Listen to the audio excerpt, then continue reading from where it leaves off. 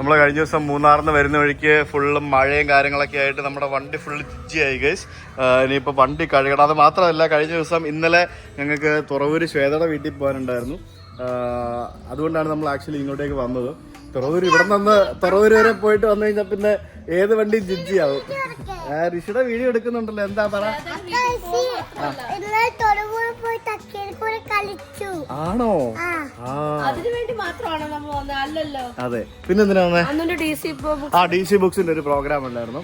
അപ്പോൾ നമ്മൾ ഇന്നിനിപ്പം സേലം പോവാണ്. നമുക്ക് അവിടുന്ന് കൊള്ളി ഹിൽസ് പോകണം നാളെ. അപ്പോൾ സേലത്തിനാണ് നമ്മൾ ഇന്ന് പോകുന്നത്. എന്താണ് സേലം? സേലം എന്ന് പറയുമ്പോഴത്തേക്കിനും ഇവിടെ നിന്ന് തൃശ്ശൂർ ടോൾ ഉണ്ടോടാ? നമുക്ക് മറ്റേ പേപ്പർ വെച്ച് മറച്ചാല് ടോൾ എടുക്കുമെന്നാ പറയുന്നത്. വേറെ എന്ത് വെച്ച് മറച്ചാലാ ടോൾ എടുക്കാത്തത്? അലുമിനിയം ഫോയിൽ വെച്ച് മറക്കേണ്ടി വരും. കൈ കൊണ്ട് ഇങ്ങനെ പൊത്തിപ്പിടിച്ചാലോ ടോൾ എത്തുമ്പോഴത്തേക്കിനും നമ്മൾ കൊടുക്കണ്ടെന്ന് തീരുമാനിച്ചാലും നമുക്ക് വേറെ വഴിയില്ലല്ലോ. അവര് വണ്ടി നമ്പർ വെച്ചാണെങ്കിലും ടോൾ എടുക്കും അല്ലേ? എന്തായാലും നമുക്ക് വണ്ടി ഒന്ന് കഴുകണം പോകുന്ന വഴിക്ക്. ഓക്കെ, അപ്പോൾ അതൊക്കെ എടുത്തു വെച്ചു. ഓ, ഋഷിയുടെ പുതിയ ചെരുപ്പ് ഉണ്ടോ ഗൈസ്? നോക്കിയാ കാണിച്ചേ. ഋഷിയുടെ പുതിയ ചെരുപ്പിൽ എന്തൊക്കെയാ ഉള്ളത് നോക്കിയേ. ട്രെയിൻ ഉണ്ട്, പിന്നെ റെഡ് കാർ ഉണ്ട് അല്ലേ? ഇഷ്ടപ്പെട്ടോ?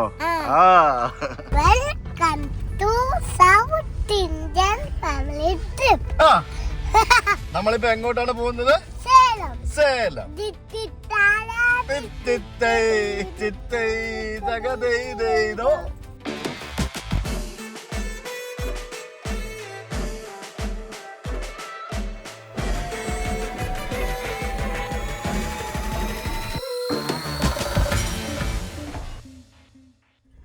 അപ്പൊ നമുക്ക് വണ്ടി കഴുകാൻ വല്ല സെറ്റപ്പും കിട്ടുമെന്ന് നോക്കണേ. അറ്റ്ലീസ്റ്റ് പുറത്തെങ്കിലും ഒന്ന് കഴുകണേ. പിന്നെ പോകുന്ന വഴിക്ക് ഡീസൽ അടിക്കണം ഫസ്റ്റ്. അങ്ങനെ കുറച്ച് പരിപാടികളുണ്ട്. പിന്നെ എനിക്ക് ഡീസൽ അടിക്കണം. ശ്വേത ഒന്നും കഴിച്ചിട്ടില്ല, ശ്വേത കഴിക്കണം. ഞങ്ങൾ ആരും കഴിച്ചിട്ടില്ല. അങ്ങനെ നമ്മൾ വരുന്ന വഴിക്ക് ആദ്യത്തെ ബ്ലോക്ക് തുടങ്ങുന്നത് നമ്മുടെ എയർപോർട്ടിന് മുമ്പുള്ള സ്ഥലത്താണ്. അതായത് ആലുവയിലൊക്കെ സ്വാഭാവികമായിട്ടും ബ്ലോക്ക് ഉണ്ട്. ആലുവ ബ്ലോക്ക് ഒക്കെ കഴിഞ്ഞ് പിന്നെ അങ്ങോട്ട് വരുമ്പോഴത്തേക്കും 2 സിഗ്നൽ, പിന്നെ എയർപോർട്ടിന് അവിടെ വരുമ്പോൾ 2 സിഗ്നൽ. അത് കഴിഞ്ഞ് മുന്നോട്ട് വരുമ്പോൾ അങ്കമാലിയിലൊക്കെ ടൈം അനുസരിച്ച് നല്ല ബ്ലോക്ക് ആയിരിക്കും. അങ്കമാലിയും കഴിഞ്ഞ് നമ്മൾ മുന്നോട്ട് വരുമ്പോൾ ഇപ്പൊ എവിടെയോ എത്തി. ഇവിടെയൊക്കെ പണി നടക്കുകയാണ്. കറുകുറ്റി എത്താറായപ്പം ഇവിടെയാണെങ്കിൽ കട്ട ബ്ലോക്കാണ്.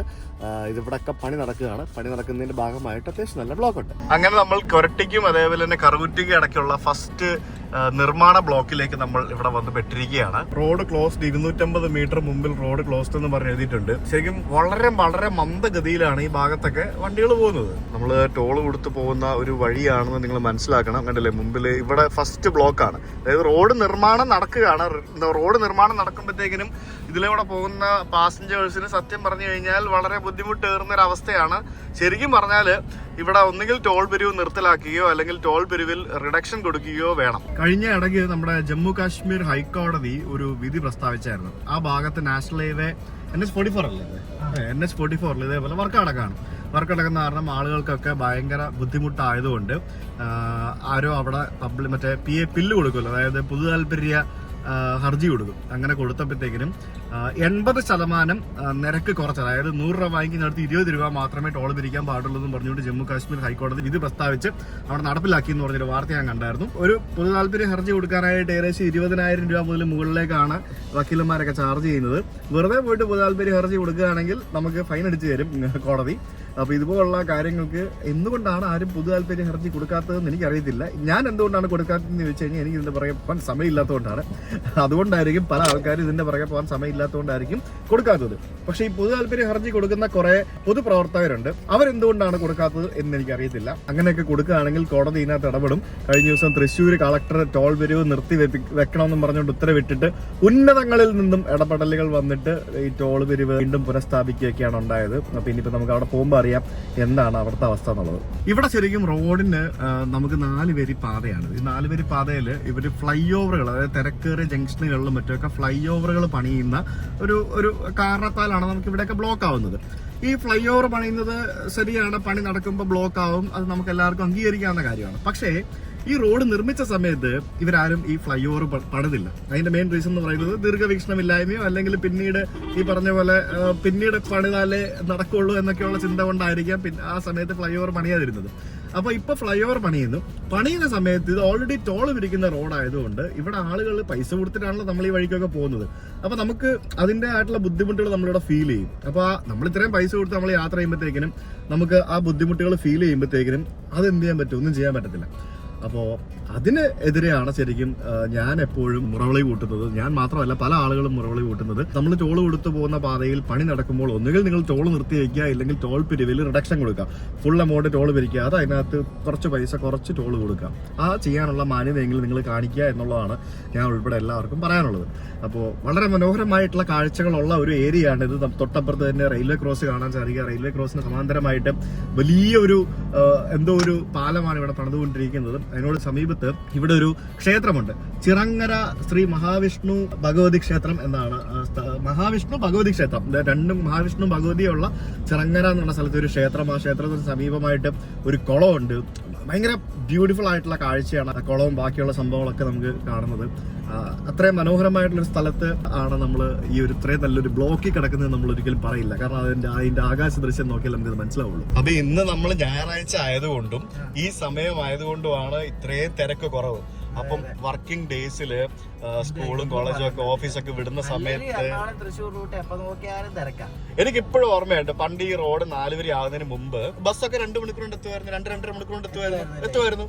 പക്ഷെ ഇപ്പോഴും എത്ര സമയം വേണ്ടേ? അപ്പൊ ഇത് 4 വരി ആക്കിയോണ്ട് എന്തെങ്കിലും ഗുണമുണ്ടോ? വാഹനങ്ങളുടെ എണ്ണത്തിനനുസരിച്ച് റോഡുകൾ വീതി കൂട്ടുന്നില്ല എന്നുള്ളതാണ് നമ്മുടെയൊക്കെ പ്രശ്നം. എന്നാൽ ടോളും കൊടുക്കണം. നമ്മളിപ്പോ കൊരട്ടി സിഗ്നലിലെത്തി. ഇവിടെയും ഫ്ലൈ ഓവറിന്റെ പണി ആരംഭിച്ചിട്ടുണ്ട്. പക്ഷെ ഇവിടെ സിഗ്നൽ ഉള്ളതുകൊണ്ട് റോഡ് വീതി കൂടുതലുള്ളതുകൊണ്ട് ഇവിടെ ഇതുവരെ ബ്ലോക്ക് തുടങ്ങിയിട്ടില്ല. പക്ഷെ ഏതാനും ദിവസങ്ങൾക്കുള്ളിൽ ഇവിടെ റോഡ് ബ്ലോക്ക് തുടങ്ങുന്നതാണ്. അങ്ങനെ നമ്മൾ ടോൾ പിരിവ് കേന്ദ്രത്തിന്റെ 1.25 കിലോമീറ്റർ മുൻപെത്തിയിരിക്കുകയാണ്. ഇവിടെ എല്ലാം പൊട്ടിപ്പൊളിഞ്ഞ റോഡുകളും അതേപോലെ തന്നെ ട്രാഫിക്കും പരിപാടികളൊക്കെയാണ്. വാവ്, നമ്മളങ്ങനെ ഇത്രയും ബ്ലോക്കിൽ കിടന്ന് വന്നിട്ട് അവസാനം ഇവിടുത്തെ ബ്ലോക്കിലും കൂടെ കിടത്തിയിട്ട് അവർ വിടുകയുള്ളൂ എന്നാണ് പറയുന്നത്. നമ്മുടെ കോടതിയൊക്കെ കുറെ വിധികളൊക്കെ പ്രസ്താവിക്കുന്നുണ്ട് ഇടയ്ക്കിടയ്ക്ക്. പക്ഷെ ആ വിധിയൊന്നും ബാധകമല്ലാത്തൊരു ടോൾ പ്ലാസയാണ് നമ്മുടെ പാലിയേക്കര ടോൾ പ്ലാസ എന്ന് പറയുന്നത്. എനിക്ക് എന്ത് തിരക്കാന്ന് നോക്കി, ഇവിടെ എത്ര നേരം ഇവിടെ കിടക്കുന്നുള്ളത് ഞാനിപ്പോ കാണിച്ചു തരാമേ. ഇവിടെ വന്നിട്ട് ഇപ്പൊ നമ്മളിപ്പോ 20 സെക്കൻഡായി. എത്ര സമയം കൊണ്ടാണ് നമുക്ക് ഈ ടോൾ പ്ലാസ 10 സെക്കൻഡ് എന്നൊക്കെ പറയും. അതൊക്കെ കോടതി പറയത്തേ ഉള്ളൂ. കോടതിയുടെ വാക്കിന് പോലും പുല്ല് വിലയാണ് ഗൈസ് ഇവിടെ ഉള്ള ടോൾ പ്ലാസ അധികാരികൾക്ക് എന്ന് നമ്മൾ പറയേണ്ടിയിരിക്കുന്നു. എല്ലാ റൂട്ടിലും തിരക്കാണ് അല്ലേ? എല്ലാ റൂട്ടിലും തിരക്കാണ്. അതിനിടയ്ക്ക് ഏതെങ്കിലുമൊക്കെ അടച്ചു വെച്ചിട്ടുണ്ടാവും ചിലപ്പോൾ, പറയാൻ പറ്റത്തില്ല. 40-50 സെക്കൻഡ് ആയി ഗൈസ്. ബസ്സുകാരൊക്കെ അപ്പുറത്ത് വന്ന് നിൽപ്പുണ്ട്. എല്ലാവരും ഹോണൊക്കെ അടിക്കുന്നുണ്ട്. ഹോണൊന്നും അടിച്ചിട്ടൊന്നും ഒരു കാര്യമൊന്നുമില്ല അല്ലേ? വെറുതെ എന്തായാലും ഇവിടെ ടോൾ പ്ലാസയിൽ നമ്മൾ അങ്ങനെ കിടക്കുകയാണ്. ഇനി ഇതെല്ലാം കഴിഞ്ഞിട്ട് നമ്മള് അങ്ങ് കോയമ്പത്തൂര് പോകുമ്പോ അത് വേറെ, അതാണ് ഏറ്റവും വൃത്തികെട്ട ടോൾ എന്ന് പറയുന്നത്. കോയമ്പത്തൂർ ബൈപ്പാസിൽ കുറച്ച് ടോളുണ്ട്. കേരളം കണക്കാ, തമിഴ്നാട് കണക്കാ, എല്ലാം കണക്കാ കാര്യത്തില്ല. കോയമ്പത്തൂർ ബൈപ്പാസ് ടോൾ എന്ന് പറയുന്നത് നമ്മൾ വെറുത്തു പോകുന്ന തരത്തിലുള്ള ടോളാണ്. അവിടെ റോഡിന്റെ വീതി കൂട്ടാനുള്ള പരിപാടികൾ പോലും അവിടെ പ്ലാൻ ചെയ്തിട്ടില്ല എന്നുള്ളതാണ് ഏറ്റവും വലിയ വസ്തുത. എന്താണ് ഈ നാഷണൽ ഹൈവേ അതോറിറ്റി ചെയ്യുന്നത് എന്ന് നമുക്കറിയില്ല. ഇങ്ങനെ ആൾക്കാരെ ഇങ്ങനെ പറ്റിച്ച് പിഴിഞ്ഞുകൊണ്ടിരിക്കുകയാണ്, അല്ലാണ്ട് വേറെ ഒന്നും ചെയ്യാനില്ല. നീ പലതവണ ശ്രദ്ധിച്ചിട്ടില്ലേ, ഇതിനകത്തൂടെ നമ്മൾ എത്ര സ്പീഡിൽ വണ്ടി ഓടിച്ചോണ്ട് പോയാലും ഈ ഫാസ്ടാഗ് ആക്ച്വലി ഡിറ്റക്ട് ചെയ്യും. അങ്ങനത്തെ സാധനമാണിത്. ഇതിപ്പോഴും ഇവരെ അടച്ചിരിക്കുന്നതിന്റെ മെയിൻ റീസൺ എന്താണെന്ന് അറിയോ നിനക്ക്? ഇപ്പോഴും ഫാസ്ടാഗ് ഇല്ലാത്ത വണ്ടികളില്ലേ, അവര് കടന്നു പോകാൻ പാടില്ല പൈസ കൊടുക്കാതെ. അതിനാണ് ഇപ്പോഴും ഇത് അടച്ചിട്ടിരിക്കുന്നത്. കാരണം ഇല്ലാന്നുണ്ടെങ്കിൽ, കാരണം ഇന്നലെയൊക്കെ ഞാൻ അരൂര് ടോൾ പ്ലാസയിൽ കൂടെ പോയപ്പോഴത്തേക്കിനും നമ്മൾ സ്പീഡിലാണ് പോകുന്നത്, അവിടെ ഇങ്ങനെ അറ്റത്തൂടെ അടച്ചിട്ടിരിക്കുകയാണ്. അപ്പോൾ ഞാൻ സ്പീഡിലാണ് പോയത്. നമ്മൾ അത്യാവശ്യം സ്പീഡിൽ പോയാലും ഇത് ഡിറ്റക്ട് ചെയ്യും എന്നുള്ളതാണ് ഇതിന്റെ ഒരു പ്രത്യേകത.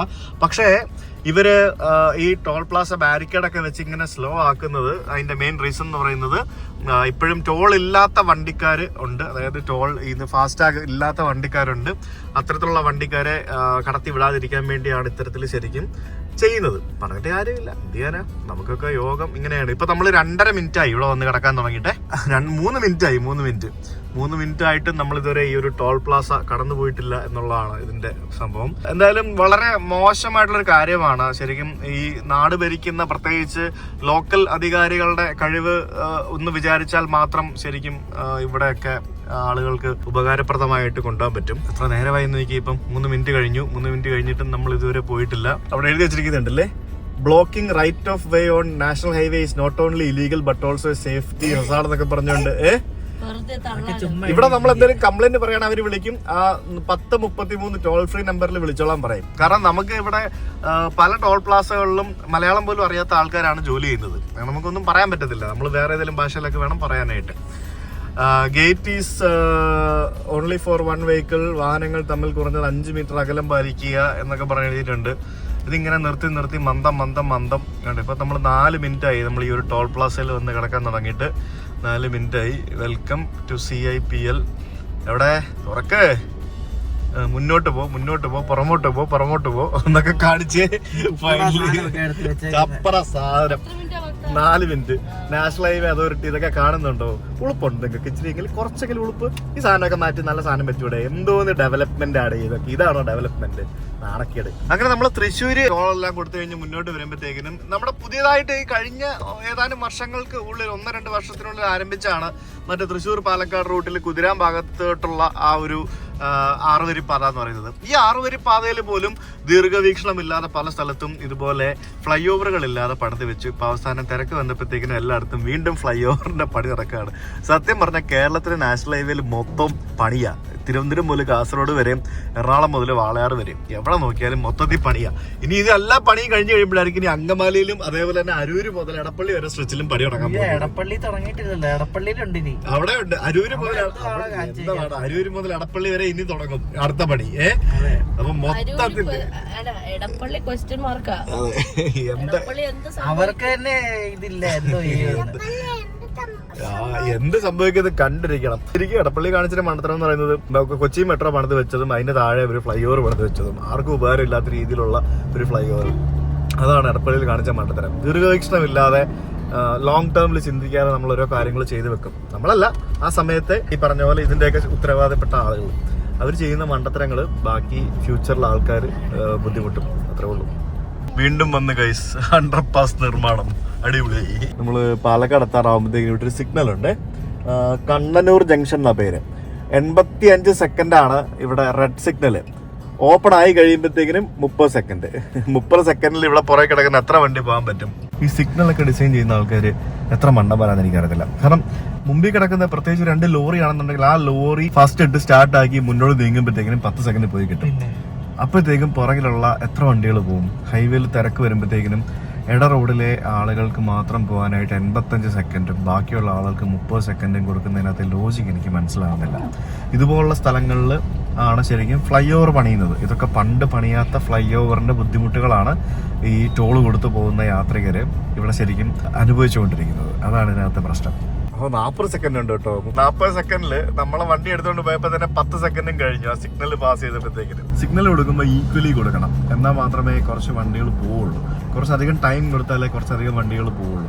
അല്ലാതെ ഈ 10 സെക്കൻഡ് 20 സെക്കൻഡൊക്കെ സിഗ്നൽ വെക്കുന്നത് ശരിക്കും ഒരു സ്റ്റുപ്പിഡ് ഡിസിഷനാണത്. അത് യാത്ര ചെയ്യുന്ന ആളുകൾക്ക് അത് മനസ്സിലാവുള്ളൂ.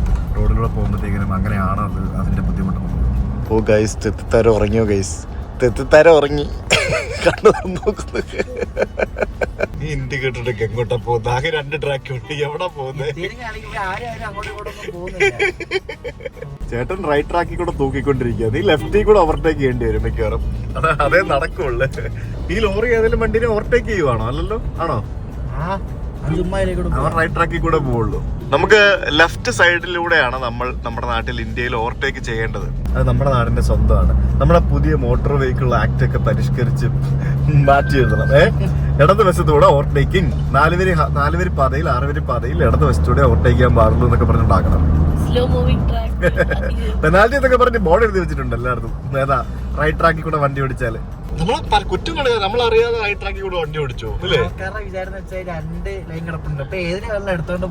നമ്മളറിയാതെ റൈറ്റ് ട്രാക്കിൽ കൂടെ എന്തായാലും ഓടിച്ചോണ്ട് പോകുന്നേ. അത് അങ്ങനെയാണ്. മെഷീനൊക്കെ കൊണ്ടൊന്ന് മുട്ടിച്ച് നോക്കി, മുട്ടിച്ച് വണ്ടിയിൽ മുട്ടിച്ചാൽ മാത്രം അതൊക്കെ വർക്ക് ചെയ്യുള്ളൂ. അതെ, ഇത്രയും വലിയ ഇത് റീഡറൊന്നും വർക്ക് ചെയ്യില്ല. മെഷീൻ കൊണ്ടുവന്ന് വെച്ച് മുട്ടിച്ച് അതേലും എടുക്കണം, തോണ്ടി എടുക്കണം, ചിരണ്ടി എടുക്കണം. നമ്മൾ ഇത്രയും ടോൾ കൊടുത്ത് പോകുന്ന ടോൾ പ്ലാസയുടെ സമീപത്ത് എല്ലായിടത്തും ഫ്രീ ടോയ്ലറ്റുകൾ കാണേണ്ടതാണ്. അപ്പൊ ഇവിടെ പാലക്കാട് കഴിഞ്ഞിട്ടുള്ള ടോൾ പ്ലാസയില് ഇവിടെ സമീപത്ത് പേ ആൻഡ് യൂസ് ടോയ്ലറ്റ് ആണ് കാണുന്നത്. Pay and use toilet okay. Free എന്താണ് ഫ്രീ ഇല്ലാത്തതെന്ന് എനിക്ക് അറിയത്തില്ല. പോട്ടെ, സാരമില്ല. പേ ആൻഡ് യൂസ് ടോയ്ലറ്റ് നമ്മൾ ഉപയോഗിക്കാൻ റെഡിയാണ്. ആ ടോയ്ലറ്റ് എങ്കിലും ഉണ്ടല്ലോ. വൃത്തി ഉണ്ടായാൽ മതിയായിരുന്നു. വൃത്തി ഉണ്ടാവുമായിരിക്കും. അതെന്തുകൊണ്ടാണ് national highway authority of India കേരളത്തിൽ ഈ ഒരു ടോൾ പ്ലാസ ഇവിടെ ഇങ്ങനെ ഫ്രീ ടോയ്ലറ്റ് കൊടുക്കാത്തത്? സാധാരണ എല്ലാ ടോൾ പ്ലാസയുടെ സമീപത്ത് ഫ്രീ ടോയ്ലറ്റ് വേണമെന്നല്ലേ നിങ്ങളുടെ നിയമം? അത് നിങ്ങളുടെ നിയമം മാറ്റിയോ? എനിക്കറിയില്ല കേട്ടോ. എത്ര രൂപയാണ്? 5 രൂപ. 5 രൂപ അല്ലേ? Very good. അവർ പറഞ്ഞത് പുറത്ത് വെച്ചപ്പോൾ പറഞ്ഞത് പണിക്ക് ആളെ വെച്ചിട്ടുണ്ടെങ്കിൽ അവിടെ ഫ്രീ ഇല്ല എന്നോ, പണിക്കാർക്ക് ശമ്പളം. അതെ അതെ. ഞാനൊരു 2 വർഷം മുമ്പ് നമ്മൾ INB ട്രിപ്പ് നടത്തിയ സമയത്ത് നമ്മൾ പ്രധാനമായിട്ടും ഈ വാഷ്റൂംസ് യൂസ് ചെയ്യുന്ന ടോൾ പ്ലാസയ്ക്ക് സമീപമുള്ള വാഷ്റൂമുകളിലാണ്. ചിലത് വൃത്തി ഉണ്ടാവും, ചിലത് വൃത്തി ഉണ്ടാവില്ല. ഇല്ലെങ്കിൽ ഈ പറഞ്ഞ പോലെ പെട്രോൾ പമ്പുകളിൽ ഫ്രീ ആയിട്ട് ടോയ്ലറ്റ് കൊടുക്കണമെന്നാണല്ലോ. അപ്പോൾ പെട്രോൾ പമ്പുകളിൽ ടോയ്ലറ്റ് യൂസ് ചെയ്യാറുണ്ട്. പക്ഷെ ആദ്യമായിട്ടാണ് ഞാൻ ഒരു ടോൾ പ്ലാസയ്ക്ക് എടുത്ത് പേ ആൻഡ് യൂസ് എന്നും പറഞ്ഞുകൊണ്ട് പൈസ വാങ്ങുന്ന ടോൾ പ്ലാസ കാണുന്നത്. ഇത്രയൊക്കെ കാശ് വാങ്ങുന്നല്ലേ national highway authority of India? ഉളുപ്പുണ്ടോ നിനക്കൊക്കെ ഈ ടോയ്ലറ്റ് ഉപയോഗിക്കാൻ 5 രൂപ വാങ്ങിക്കാനായിട്ട്? ഫ്രീ ആയിട്ട് കൊടുക്കണ്ടേ? ഒരു സ്റ്റാഫിന് കൂടി ഇപ്പൊ എത്ര രൂപ ശമ്പളം വേണം? എന്ത് കഷ്ടമല്ലേ, നാണമുണ്ടോ? അങ്ങനെ നമ്മുടെ സൗത്ത് ഇന്ത്യൻ ട്രിപ്പ് അബി തമിഴ്നാട്ടിലേക്ക് കയറ്റിയിരിക്കുകയാണ്. ഞങ്ങൾ കഴിഞ്ഞ അവിടെ ആനക്കട്ടി പോകുന്ന വഴിക്ക് ഇതേ വഴി പോകാൻ നേരം അബി ഇല്ലായിരുന്നു. അങ്ങനെ നമ്മുടെ അടുത്ത ദുരന്തത്തിലേക്ക് നമ്മൾ നമ്മുടെ വണ്ടിയുടെ കാലെടുത്ത് വെക്കുകയാണ്. ഇതാണ് നമ്മുടെ പാലക്കാട് കഴിഞ്ഞിട്ട് വാളയാർ കഴിഞ്ഞ് കോയമ്പത്തൂരിന്റെ ആ ഒരു ബൈപ്പാസ് എന്ന് പറയുന്നത്.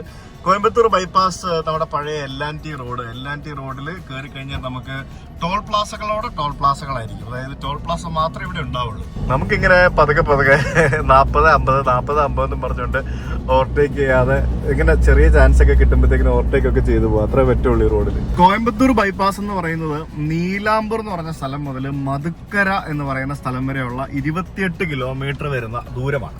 ഈ 28 കിലോമീറ്റർ വരുന്ന ദൂരം ഇവിടുത്തെ റോഡ് നിർമ്മിച്ചത്, അതായത് ബിൽഡ് ഓപ്പറേറ്റ് ആൻഡ് ട്രാൻസ്ഫർ എന്നാണല്ലോ BOT എന്നുള്ളതിന്റെ പൂർണ്ണരൂപം. അത്തരത്തിലാണ് നമ്മുടെ റോഡുകളൊക്കെ നിർമ്മിക്കുന്നത്. ഏതാനും വർഷങ്ങൾക്ക് മുമ്പ്, അതായത് ഏതാനും വർഷങ്ങളല്ല, 10-25 വർഷങ്ങൾക്ക് മുമ്പ് LNT എന്ന് പറയുന്ന കമ്പനിയാണ് ഈ റോഡ് നിർമ്മിച്ചതും ഇത് ഇപ്പോൾ മെയിൻറ്റെയിൻ ചെയ്ത് കൊണ്ടുപോയിക്കൊണ്ടിരിക്കുന്നത്. 30 വർഷങ്ങൾക്ക് മുമ്പ് 2 വരി പാതയിൽ നിർമ്മിച്ച ഈ റോഡ് അതിമനോഹരമായിട്ടുള്ള ഒരു റോഡായിരുന്നു. ധാരാളം സിനിമകളിൽ നമ്മളിത് കണ്ടിട്ടുണ്ട്. വലിയ അത്യാവശ്യം നല്ല തിരക്കില്ലാത്തൊരു അടിപൊളി റോഡായിരുന്നു. ഈ റോഡ് ഇപ്പോ നമ്മുടെ NH 544ന്റെ ഭാഗമാണ്. അതായത് നമ്മൾ കൊച്ചിയിൽ നിന്നും നമ്മൾ സേലം, ബാംഗ്ലൂർ ഒക്കെ പോകുന്ന ആ റോഡിന്റെ ഭാഗമാണ്. കൊച്ചിയിൽ നിന്ന് വിട്ട് കഴിയുമ്പോഴത്തേക്കിനും ബാക്കി എല്ലാ ഭാഗത്തും നമുക്ക് 6 വരി അല്ലെങ്കിൽ 4 വരി ആയിട്ടുണ്ട്. പക്ഷേ ഈ കോയമ്പത്തൂർ ബൈപ്പാസിന് മാത്രം ഈ റോഡ് 4 വരിയാക്കാൻ സാധിച്ചിട്ടില്ല. അതിന്റെ പ്രധാന റീസൺ എന്ന് പറയുന്നത് LNTയുമായിട്ടുള്ള നാഷണൽ ഹൈവേ അതോറിറ്റിയുടെ എഗ്രിമെന്റ് 2029 അവസാനിക്കുകയുള്ളൂ. അപ്പൊ ഈ എഗ്രിമെന്റ് അവസാനിക്കുന്നതിന് മുമ്പ് ഈ റോഡ് പുനർനിർമ്മിക്കുന്നതിന് വേണ്ടി ഇവര് സമീപിക്കുകയാണെങ്കിൽ, അല്ലെങ്കിൽ ഗവൺമെന്റ് അത് ടേക്ക് ഓവർ ചെയ്യണം എന്നുണ്ടെങ്കിൽ ഈ LNT കമ്പനിക്ക് ഭീമമായിട്ടുള്ള തുക നഷ്ടപരിഹാരം നൽകേണ്ടി വരും. ഏതാണ്ട് 500 കോടിയെന്നോ അതിന് മേലെ എന്നൊക്കെയാണ് പറയുന്നത്. അപ്പൊ അത്രയും തുക നഷ്ടപരിഹാരം നൽകണോ വേണ്ടയോ എന്നുള്ള പലതരത്തിലുള്ള ഡിസ്കഷൻസ് LNT കമ്പനിയുമായിട്ട് ഗവൺമെന്റിന്റെ നേതൃത്വത്തിൽ കഴിഞ്ഞ കുറെ വർഷങ്ങളായിട്ട് നടക്കുന്നു എന്നുണ്ടെങ്കിലും ഇതുവരെ അതിനൊരു തീരുമാനവും ഉണ്ടായിട്ടില്ല. അപ്പൊ ഇവിടുത്തെ രീതി എന്ന് പറയുന്നത്, പണ്ട് മുതൽ ഇവിടെ പല റോഡുകൾ തലങ്ങും വിലങ്ങും അങ്ങോട്ടും ഇങ്ങോട്ടും പോകുന്ന ഹൈവേകളുണ്ട്. അപ്പൊ ഈ അങ്ങോട്ടും ഇങ്ങോട്ടും പോകുന്ന പല ഹൈവേകളിൽ നിന്നും ഈ ബൈപ്പാസിലേക്ക് ആൾക്കാർ കയറുമ്പോഴത്തേക്കിനും ഉള്ള ഒരു പ്രശ്നമാണ് ഇവിടെ ഇത്തരത്തില് ധാരാളം ടോൾ പ്ലാസകൾ നിലവിലുള്ളത്. ആ ടോൾ പ്ലാസകൾ നമ്മൾ കടന്ന് പോയേ പറ്റുള്ളൂ, അല്ലാതെ വേറൊരു വഴിയുമില്ല. ലണ്ടൻ ഹോട്ടൽ ആൻഡ് ബാർ കണ്ടോടാ? London hotel and bar. അതെ, നമ്മളിപ്പോ ആക്ച്വലി കോയമ്പത്തൂരിൽ നിന്ന് തിരിഞ്ഞ് ഡീവിയേഷൻ എടുത്തിട്ട് നമ്മള് ട്രിച്ചി പോകുന്ന റൂട്ടിലേക്കാണ് കയറിയിരിക്കുന്നത്. നമ്മൾ ഈ വഴിയാണ് നമ്മൾ നാമക്കൽ പോകുന്നത്. അതായത് നാമക്കൽ എന്ന് പറയുന്നത് ഈ കാരൂർ സേലത്തിനിടയ്ക്കുള്ള ഒരു സ്ഥലമാണ്. നമുക്ക് നാമക്കൽ ഭാഗത്തേക്കാണ് നമുക്ക് പോകേണ്ടത്. ഇവിടെ ജർമ്മൻ ബേക്കറി കണ്ട നമ്മ കഴിക്കാം. Good morning. എനിക്ക് നമുക്ക് ഫുഡ് കഴിക്കാമേ. VSR ഞാൻ ഗൂഗിൾ മാപ്പിൽ നോക്കി കണ്ടുപിടിച്ചാണ്. ഭയങ്കര തിരക്കാണല്ലോ ഇത്. എന്റെ ദൈവം, ഇതെന്ത് ഇത്? VSR നാട്ടുകോഴി വിരുന്ന് റെസ്റ്റോറന്റ് എന്നാണ് ഈ റെസ്റ്റോറന്റിന്റെ പേര്. പാർക്കിങ്ങിൽ കിടക്കുന്ന വണ്ടികളുടെ എണ്ണം നോക്കി, എത്ര വണ്ടികളാന്ന് നോക്കി. ഈ സംഭവം ഉണ്ടല്ലോ, നമ്മൾ കേരളം വിട്ട് കഴിഞ്ഞാൽ നമുക്ക് കാണാൻ സാധിക്കുന്ന ഒരു കാര്യമാണ്. ഇത് ഏത് പാർട്ടിയുടെ ആടാ? ഏത് പാർട്ടിയാന്ന് എനിക്ക് അറിയത്തില്ല. റൂളിംഗ് പാർട്ടി ആയിരിക്കും. ഇല്ലാന്നുണ്ടെങ്കിൽ ഇത്ര പ്രൗഢിയോടെ വെക്കത്തില്ലല്ലോ അല്ലേ?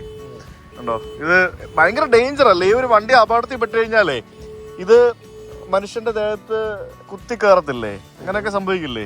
ബിരിയാണി മമ്മം വേണോ? നല്ല തമിഴ്നാട് ബിരിയാണി വേണോ? വേണ്ട കേട്ടോ. എന്താ വേണ്ട ഋഷിക്ക്? കൊക്ക മമ്മം വേണോ? ചോര ചിക്കൻ? പിന്നെന്താ വേണ്ടേ? ദോശ, സാമ്പാർ, കലക്കി? പിന്നെന്താ വേണ്ടത്? എന്തെങ്കിലും വേണോ? ഒന്നും വേണ്ട അല്ലേ? ചില നമുക്ക് പോയി കഴിച്ചിട്ട് ഋഷി ഇവിടെ ഇരിക്കട്ടെ. ഇതിനകത്തെ ഫുള്ള് തിരക്കാ, ഇരിക്കാനുള്ള സ്ഥലമൊന്നുമില്ല. നമ്മൾ എവിടെയെങ്കിലും നിന്ന് സ്ഥലം കണ്ടെത്തേണ്ടി വരുമെന്ന് എനിക്ക് തോന്നുന്നത്. ഭയങ്കര തിരക്കാണ്. നോക്കി ഞങ്ങൾ കുറേ നേരം ഇവിടെ നിൽക്കുകയാണ്. ആൾക്കാർ എണീറ്റ് കഴിച്ച് മാറാൻ വേണ്ടി നോക്കി നിൽക്കുകയാണ് ഇവിടെ. വിളിക്കുന്ന സമ്പ്രദായം ടോക്കൺ സിസ്റ്റം അങ്ങനത്തെ പരിപാടിയൊന്നുമില്ല. നമ്മൾ ഈ ചേട്ടനാണ് വിളിച്ചിരുത്തുന്നത്. നമുക്കിവിടെ നിൽക്കാം. We have to wait. നമ്മുടെ ഭക്ഷണം വന്നുകൊണ്ടിരിക്കുകയാണ് സുഹൃത്തുക്കളെ. ചിക്കൻ ചിന്താമണി വന്നിരിക്കുകയാണ്, പിന്നെ ഷേറയ്ക്ക് വെജ് മീൽസ്, അബിക്ക് നോൺ വെജ് മീൽസ്. ഇത് കണ്ടാൽ ബീഫ് പോലെ ഇരിക്കുന്നുണ്ടെങ്കിലും ശരിക്കും ബീഫ് പോലെ ഉണ്ടല്ലേ കണ്ടാൽ. നാട്ടുകോഴി എന്ന് പറഞ്ഞു കഴിഞ്ഞാൽ ഇങ്ങനെ ഇരിക്കുന്നതെന്ന് തോന്നുന്നു. നാട്ടുകോഴി കണ്ടോ, ബോണൊക്കെ ഉള്ള പീസായിരിക്കും. ഇത് ടിപ്പിക്കൽ തമിഴ്നാട് സ്റ്റൈൽ സംഭവമാണ് കേട്ടോ. കൊള്ളാം. ഇച്ചിരി കട്ടിയല്ലേ? കട്ടിയായിരിക്കുമല്ലോ. എന്തൊരു പടം. നമ്മൾ വീട്ടുണ്ടാക്കുന്ന എന്തോ ഒരു ടേസ്റ്റ് പോലെ, കുക്കാമാൻ ടേസ്റ്റോ എന്തോ ഒരു ടേസ്റ്റ്. അടിപൊളി. ഇത് നാട്ടുകോഴി കുളമ്പ്, ഇത് വേറെന്തോ കുളമ്പ്, ഇത് ഉരുളക്കിഴങ്ങ്, ചിക്കൻ കുഴമ്പ്, മട്ടൻ കുഴമ്പ്, പിന്നെ 2-3 വേറെ സാധനങ്ങളുണ്ട്. എല്ലാം തൊട്ടിക്കകത്താണ് കൊണ്ടുവയ്ക്കുന്നത്. എനിക്ക് രസം, പിന്നെ ഇതെന്തോടാ അത് വേറെന്തോ സാധനം. അടിപൊളി. കൊള്ളാമല്ലേ? കുറെ സാധനങ്ങളുണ്ട്, എല്ലാം നാടനാണ്. പക്ഷേ അവന് ചോറ് മാത്രം കൊണ്ട് വിളമ്പി, വേറെ ഒന്നുമില്ല. എന്താ വേണ്ടേ നോക്കാം, എന്താ കിട്ടുന്നത് നോക്കാം. തമിഴ്നാട്ടിൽ വന്നു കഴിഞ്ഞാൽ എല്ലാം വളരെ മിനിമൽ കറികൾ വെച്ചിട്ടുള്ള ഊണായിരിക്കും. പക്ഷേ അതോ നിന്റെ ഊണിന് ടേസ്റ്റ് ഉണ്ടോ കറിക്കൊക്കെ? അതൊക്കെ മിനിമം ഗ്യാരണ്ടീഡ് ആയിരിക്കും. ഈ സാധനം കണ്ടോ, ഇത് എന്താണെന്ന് എനിക്കറിയത്തില്ല. നമ്മൾ ഈ ഗോവയിൽ പോകുമ്പോൾ കോക്കം സിറപ്പ് കുടിക്കുന്ന പോലെ ഉണ്ട്. ഇതിനകത്ത് ഉള്ളിയും പിന്നെ മല്ലിയിലയും മുളകും ഇട്ടിട്ടുണ്ട്.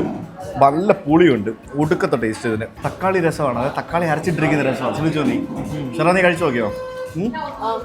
ഇത് തമിഴ്നാട്ടിൽ പുളിരസം എന്നാണ് ഇതിന് പറയുന്നത്. ആ സാധനം പൊളിച്ചു കേട്ടോ ചേട്ടാ.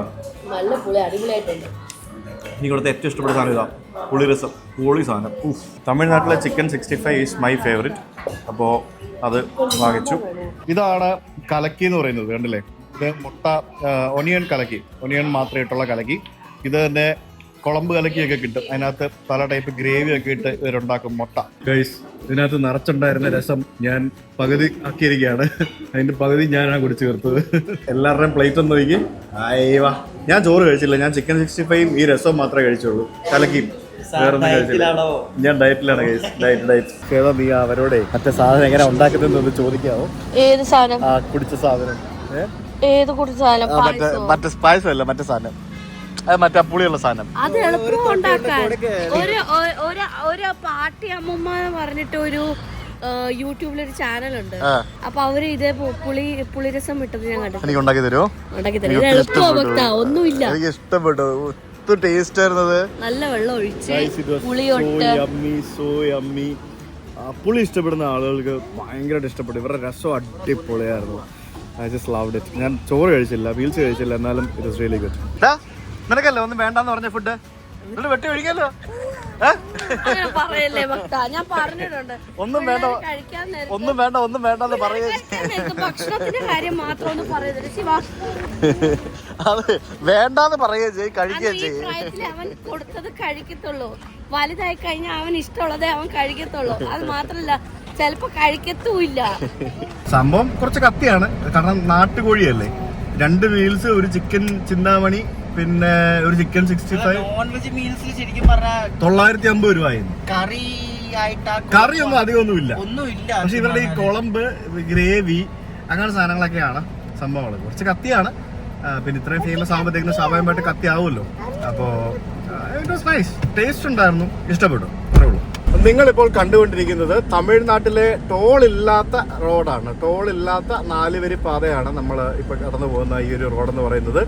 മോശമില്ല. അവിടെ ഇവിടെയൊക്കെ ഇടയ്ക്ക് ജംഗ്ഷനുകളുണ്ട്, അവിടെയൊക്കെ ബാരിക്കേഡ് വെച്ചിട്ടുണ്ട് എന്നുള്ളതിലുപരിയായിട്ട് വേറെ വലിയ ഡിസ്റ്റർബൻസ് ഒന്നും ഇല്ലാതെ പോകാൻ പറ്റുന്ന റോഡ്. ഇതുണ്ടോ, ഇതാണ് റേറ്റ്. വെജ് മീൽസ് 100 രൂപ ഉള്ളൂ, അത് കൂടുതലല്ല. ചിക്കൻ 65-ന് 180 രൂപ. അത് കുറവായതിന് കാരണം അത് ബ്രോയിലർ ചിക്കൻ ആയിരുന്നു. പിന്നെ 350 രൂപ ഉണ്ടോ, അത് മറ്റേ ചിക്കൻ ചിന്താമണി, അതായത് നാട്ടുകോഴി ചിക്കൻ ചിന്താമണി. നാട്ടുകോഴി എന്ന് പറഞ്ഞാൽ നാടൻ കോഴി. അതൊരു ക്വാർട്ടർ പ്ലേറ്റിനാണ് 350 രൂപ, ചെറിയ പ്ലേറ്റ്. അത് ഫുള്ളിന്റെ റേറ്റ് 1400 അതാണ് ഇച്ചിരി എക്സ്പെൻസീവ് ആയിട്ടുള്ളത്. കലക്കൊക്കെ 20 രൂപ ഉള്ളൂ. പിന്നെ ഒരു ഇളനീർ പായസം വാങ്ങിച്ചായിരുന്നു, അതൊരു ബോട്ടിലാണ്, അതിന് 100 രൂപ. അപ്പോൾ അതാണ് കുറച്ച് എക്സ്പെൻസീവ് ആയിട്ടുള്ള സംഭവം എന്ന് പറയുന്നത്. അത് നോൺ AC റേറ്റ് ആണ്.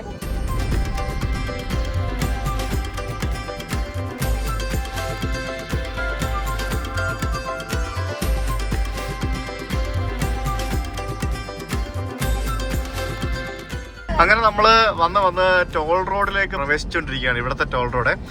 ഇവിടെ ടോള് പിരിച്ച് തുടങ്ങിയിട്ടില്ല. എനിക്ക് തോന്നുന്നു വർക്ക് കഴിഞ്ഞിട്ടുണ്ടാവില്ല എന്നാണ് എനിക്ക് തോന്നുന്നത്. അതുകൊണ്ടായിരിക്കാം ടോള് പിരിച്ചു തുടങ്ങാത്തത്. ഇല്ലെങ്കിൽ അതിന്റെ സമയമായിട്ടുണ്ടാവില്ല. കാണാൻ മെനയൊക്കെ ഉണ്ടല്ലേ. സിംപ്ലിഫൈഡ് ആയിട്ടുള്ള ഒരു ടോൾ പ്ലാസ.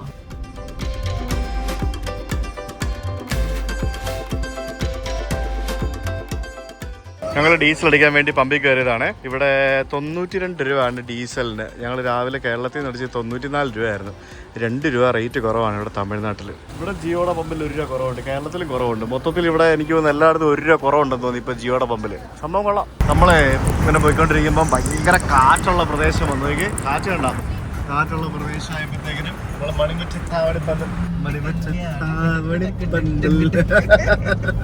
അത് കേട്ടോണ്ടിരിക്കുകയായിരുന്നു.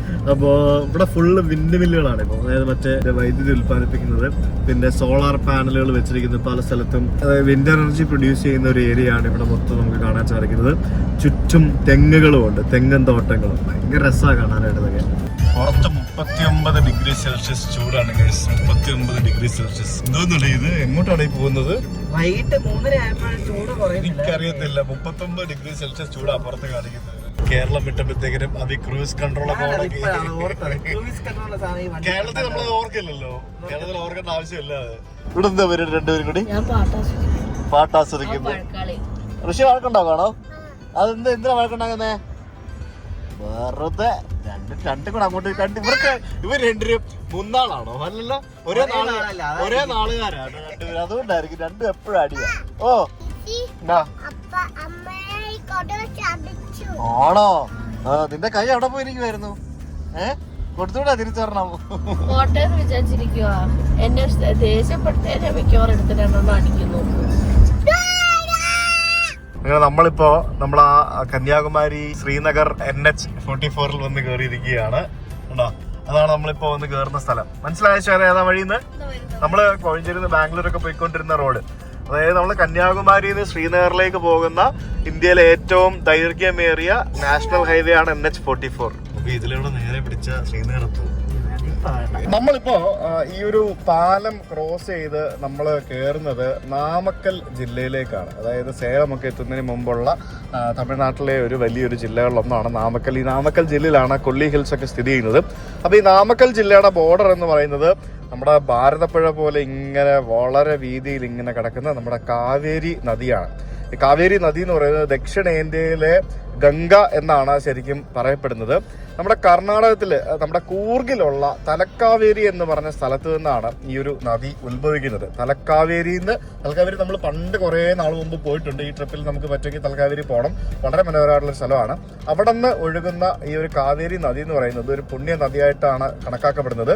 അത് കർണാടകത്തിലൂടെ ഒഴുകി തമിഴ്നാട്ടിൽ വന്ന് പുതുച്ചേരി ആ കരായ്ക്കൽ ഭാഗത്ത് നിന്നാണ് ഇത് ബേ ഓഫ് ബംഗാളിലേക്ക് പതിക്കുന്നത്. ഏകദേശം 800 കിലോമീറ്റർ നീളത്തിൽ ഒഴുകുന്ന അത്യാവശ്യം നല്ല വലിയ ഒരു നദിയാണ് കാവേരി നദി എന്ന് പറയുന്നത്. തലക്കാവേരി എന്ന് പറയുന്നത് ശരിക്കും പശ്ചിമഘട്ടത്തിലെ ഒരു ബ്രഹ്മഗിരി മലനിരകളാണ്.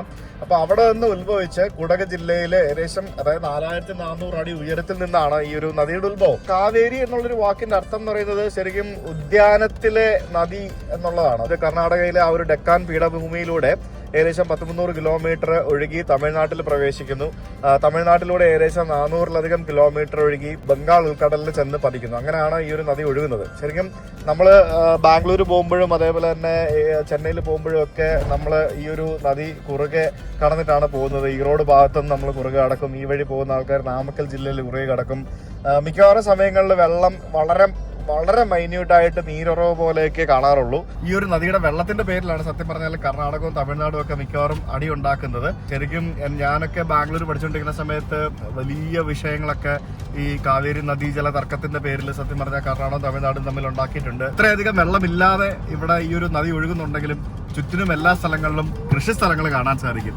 കൃഷിക്ക് ഒരു ബുദ്ധിമുട്ടുമില്ല. എവിടെ നോക്കിയാലും വാഴയും തെങ്ങും ബാക്കിയുള്ള പല ടൈപ്പ് കൃഷികളും കാണാൻ സാധിക്കും. വെള്ളമില്ലെങ്കിലും കൃഷി ചെയ്യും. അതാണ് എങ്ങനെങ്കിലും എവിടെന്നെങ്കിലുമൊക്കെ വെള്ളം കൊണ്ടുവരും. അതാണ് തമിഴ്നാട്ടിലെ ആൾക്കാർ.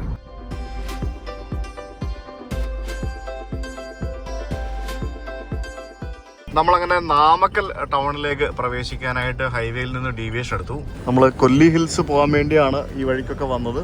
അപ്പോൾ നമുക്ക് ഇന്ന് കൊല്ലി ഹിൽസിലേക്ക് കയറാൻ പറ്റുമോ അതോ നാളെ പോകണോ എന്നൊക്കെ ഉള്ളത് നമ്മൾ വഴിയെ തീരുമാനിക്കത്തേ ഉള്ളൂ. എന്തായാലും നമുക്ക് അങ്ങോട്ട് പോവാം.